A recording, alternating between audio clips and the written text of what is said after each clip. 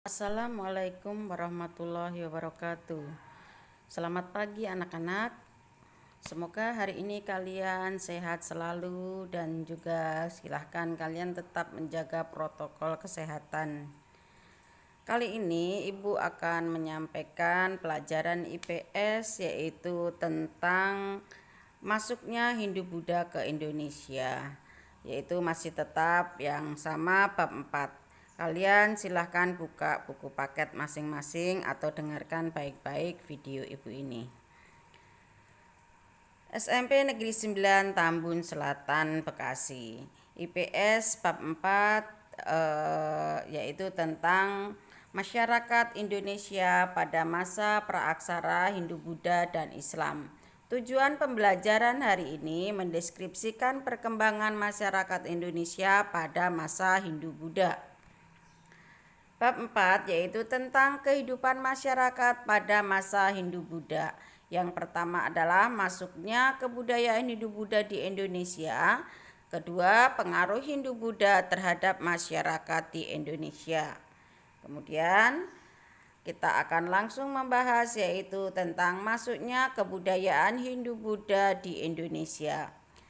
Setelah masa praaksara, masyarakat Indonesia memasuki masa kehidupan yang baru yaitu masa Hindu-Buddha, sering juga disebut dengan masa klasik.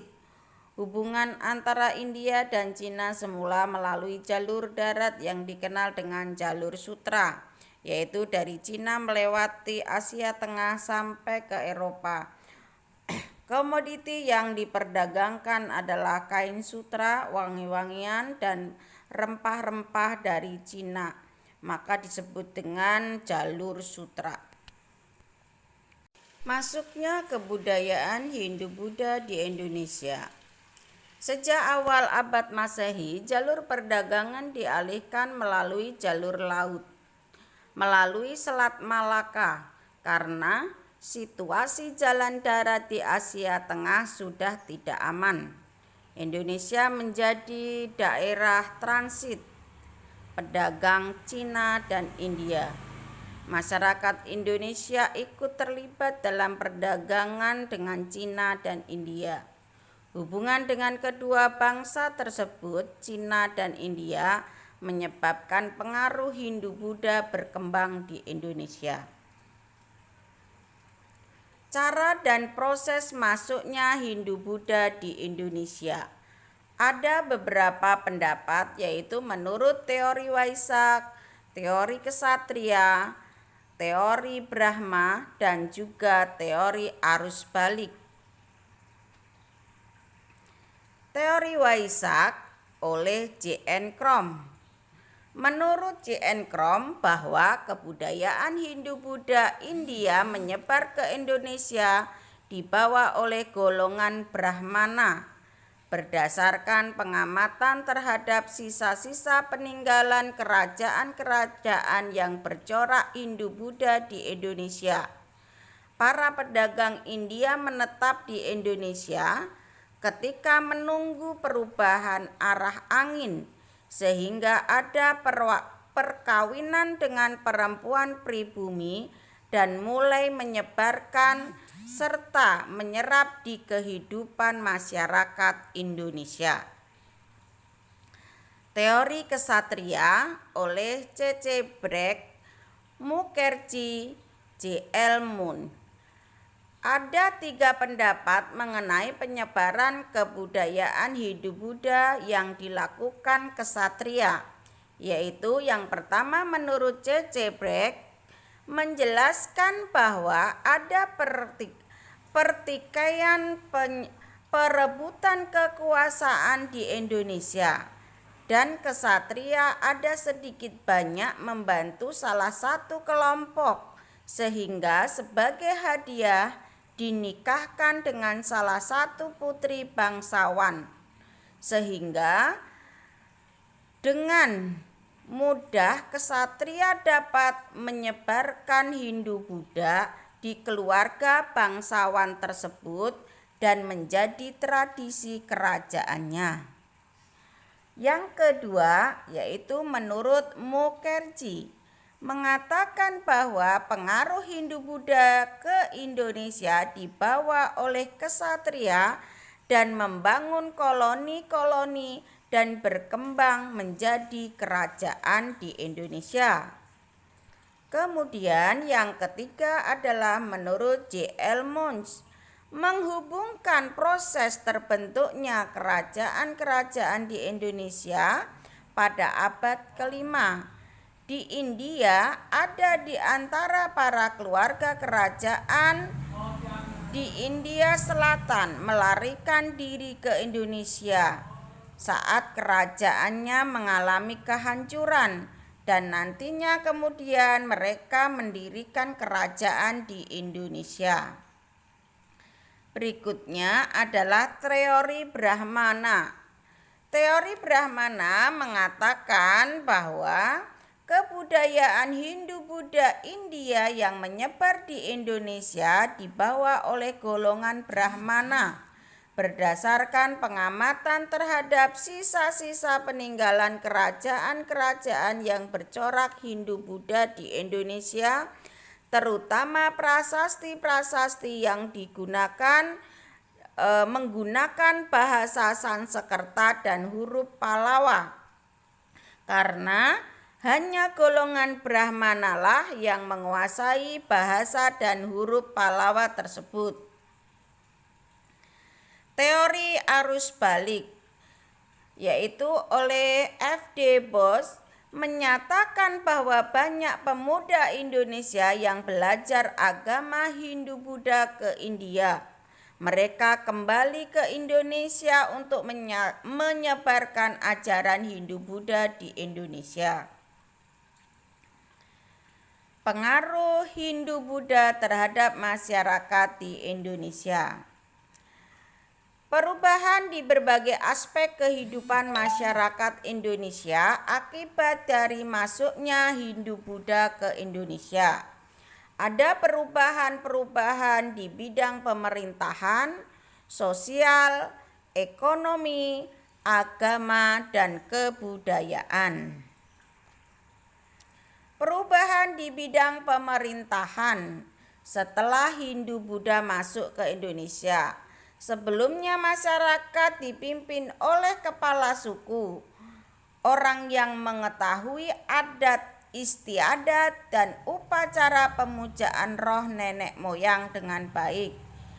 Kepala suku juga dianggap mewakili nenek moyang dan juga dapat melindungi keselamatan dan kesejahteraan rakyat, serta larangan dan perintah kepala suku sangat dipatuhi.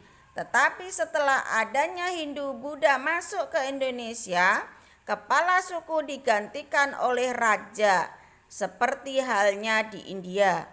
Kekuatan raja sangat besar. Raja tidak lagi dipilih rakyat, tetapi turun-temurun.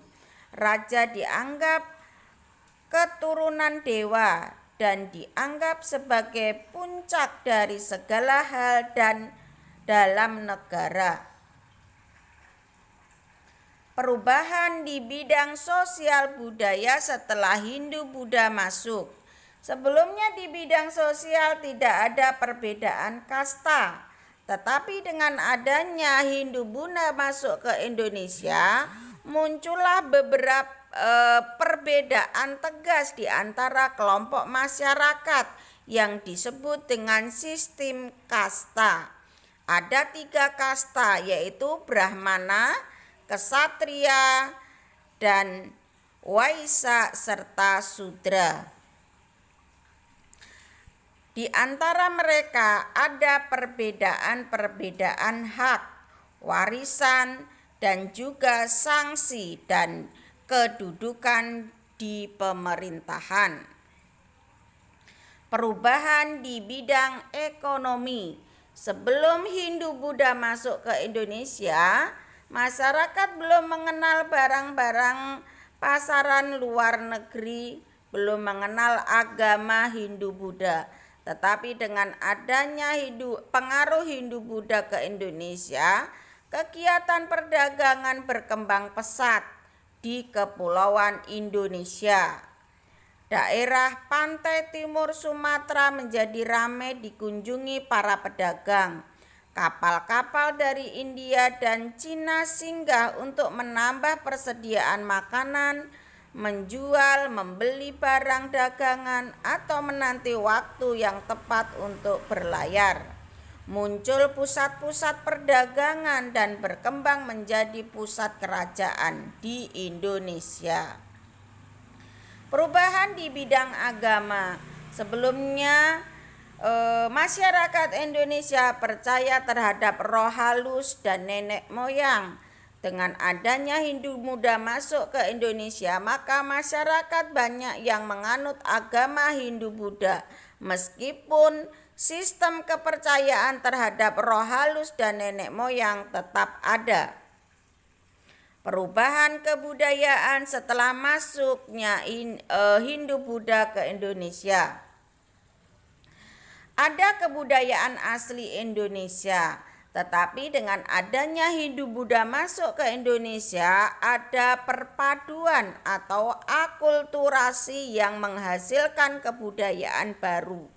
Contohnya, seni bangunan punden berundak. Walaupun sebelumnya sudah ada, tetapi ada perubahan.